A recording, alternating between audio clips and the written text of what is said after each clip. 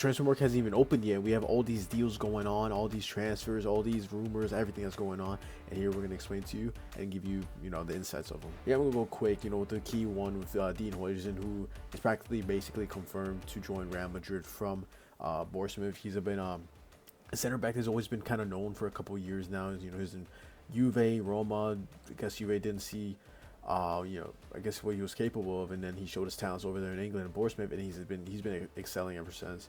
He's been rumored to many clubs around Europe with Chelsea, Liverpool, Bayern, Arsenal, and it's a shame.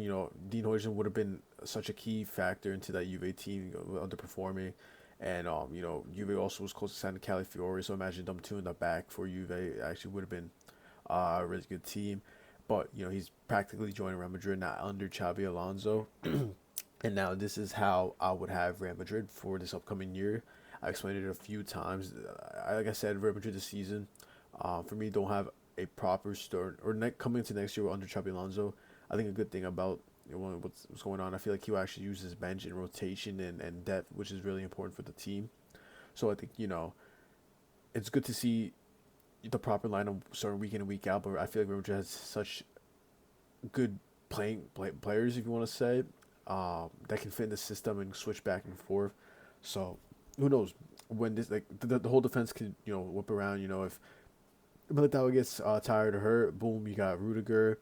If everyone's fit, this team is if everyone's fit. Trent will sit back. You can play Carvajal as the wing back. Asensio, judging if Xabi Alonso wants to even do this formation under Real Madrid. You have Zubimendi, you have Camavinga. If they sign back Nico Paz, which is a player that I really liked from down in Real Madrid Academy, Odegaard and swap with Rodrigo, or sometimes maybe drop Vini. That's what they should have done this year for here. And some games if they see them lacking on the performance, switch the team around. That's for me is a key factor for this for an up and coming next season for Real Madrid is rotation. So I feel like Dean Huijsen will 100% be a guaranteed starter for Real Madrid. He's such a young age, but for me, he's shown what he can do, and I think he's a top team and 100% should have the name. People are gonna be surprised if I have Fran Garcia. I've always been a huge fan of Fran Garcia when he was in the Castilla, when he was in Rayo, when he joined back Real Madrid.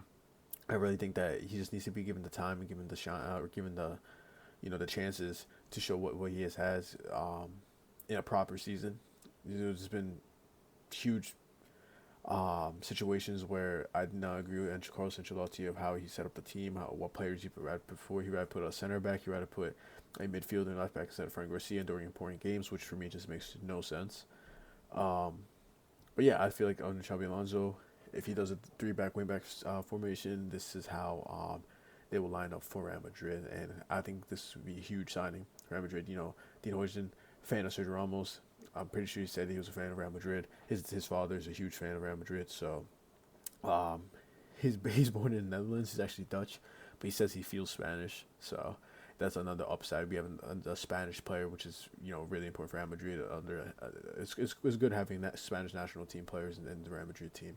Hopefully Fran can get it to the level and start for Spain at left back. Asensio and Dean Huijsen, and the bench we have Denis Ceballos, Carvajal. So it's good. It's really good. So this is that's pretty much what I think about the Dean Huijsen deal. Now this can merge into many things. So here Arsenal, officially signing Zubimendi from Real Sociedad, who was heavily linked to Liverpool last season, but he rejected Liverpool. He decided to stay another year for Real Sociedad, and Real Sociedad underperforming this season. But I have 3 different transfers in this Arsenal team, which I think would benefit Arsenal and make them 100% title contenders. Few years now, couple years, Arsenal hasn't really had that proper number 9 role, and I want to say it's a huge factor on why they've just been placing second and not being able to win trophies these last couple of years. I think that Arteta confused me, signing loads of center backs for some reason. You already have a good solid back line, but you're signing the likes of, not saying they're bad players, just I'm saying they're not as necessary. You have this back 4. Then you also have Tomiyasu. You also have Ben White. You also have Calafiori. You also have Kawar. So many players. I'm pretty sure they still have under contract Kieran Tierney and Zevchenko. Why do you need so much defenders? I just that's one thing I didn't get. I do like the signing of Zubimendi. I 100% he will help the midfield. Make Declan Rice that proper eight. Zubimendi so being that holding back midfielder. Martin Odegaard up top. He's been looking a little bit sloppy these last couple of months, but if you know what the things Martin Odegaard can do for a team and how big of an impact that he can be. Now for me, number nine, this can go a whole lot of different ways.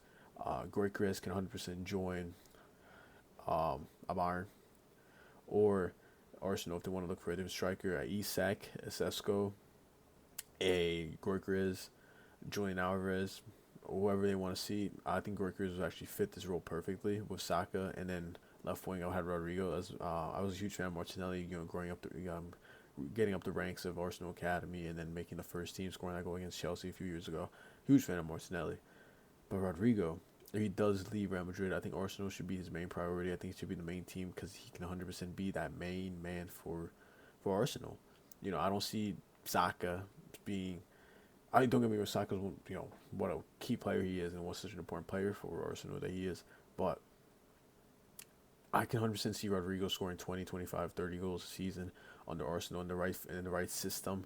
Real Madrid at the moment is not in the right system. Even under Xabi Alonso, you still have those you still have that front three for Real Madrid, which I just don't think they will perform as well together. So I think Rodrigo, who is for me the odd man out, but for me is the most important player in that front three. Um, Obviously gonna be the odd man out, and I think Arsenal should be his main priority if he does leave Real Madrid. But this is how I would have Arsenal for this up and coming season.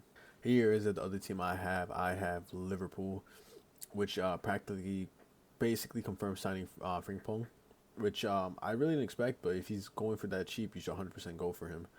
Bad thing about Bayer Leverkusen, I feel like a lot of players are going to leave after Xabi Alonso unless they get a manager that really convinces them that they can still keep on playing the level that they are playing at the moment. Is it a Xavi Hernandez? Who knows? I'm not sure who will take the Bayer Leverkusen job, but whoever takes it is going to have a good, solid team, good foundation.